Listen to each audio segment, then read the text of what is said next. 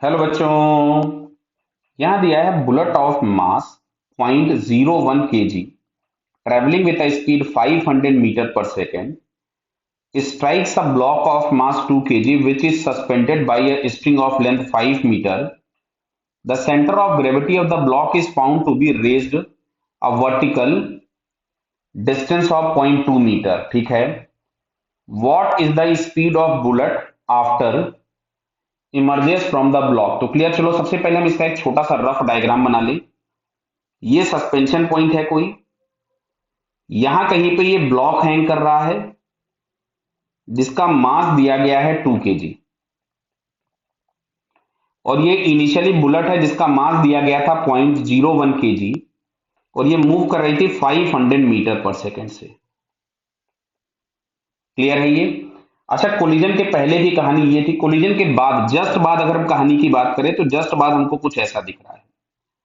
ये जो 2 kg वाला ब्लॉक था इसको कोई मान लेते हैं v1 वेलोसिटी मिल गई और ये जो बुलेट थी हम लोगों के पास ये किसी v2 वेलोसिटी से बाहर निकल गई। तो सबसे पहले तो हम लगाएंगे कंजर्वेशन ऑफ मोमेंटम। कुछ भी हो, कोलिजन कैसा भी हो, मोमेंटम तो कंजर्व्ड होगा ही होगा। तो इनिशियल मोमेंटम के नाम पे हम लोग लिख रहे हैं तो small m into v naught लिख लेते हैं। चलो इसको is equals to capital M into v1 plus small m into v2। Clear? तो वैल्यूज चलिए पुट कर देता हूं। ये था 0.01 इंटू 500 इज इक्वल्स टू हमारे पास मिलेगा 2v1 प्लस 0.01 v2।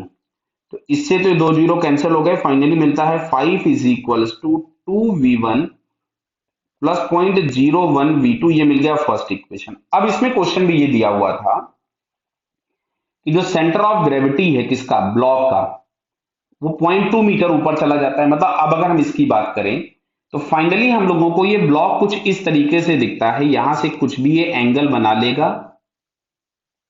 और यहां तक कहीं इसका सेंटर ऑफ ग्रेविटी, मतलब ये ब्लॉक रेस कर गया है। क्लियर है? तो ये अगर हम कंजर्वेशन ऑफ एनर्जी से निकालें तो half m into v1 square just after collision. जब ये इस हाइट पे पहुंचा होगा तो mg इंटू एच, m से तो m उड़ा दिया, यहां से हमारे पास आ रहा है v1 square by 2 is equals to g था 10 और हाइट हम लोगों के पास दिया था 0.2 मीटर। तो यहां से हम लोग देखें तो v1 इज इक्वल्स टू अपने पास आ गया 2 मीटर पर सेकेंड। इस v1 को उठा के हम इस इक्वेशन नंबर 1 में पुट कर देते हैं। तो ये हम लोगों के पास मिलता है 5 is equals to 2v1 plus 0.01 v2। तो यार 0.01 v2 इज इक्वल्स टू 1, तो v2 इज इक्वल्स टू आपके पास आ जाएगा ये 100 मीटर पर सेकेंड। यानी जो ये इमर्ज हुआ है वो इमर्ज हुआ है आपके पास किससे, 100 मीटर पर सेकेंड से। क्लियर बताइए? तो 100 मीटर पर सेकेंड अगर हम चेक करें तो यहाँ पे हम लोगों को ये थर्ड वाले ऑप्शन में दिया है, so third answer is correct. Clear बेटा? Okay, all the best.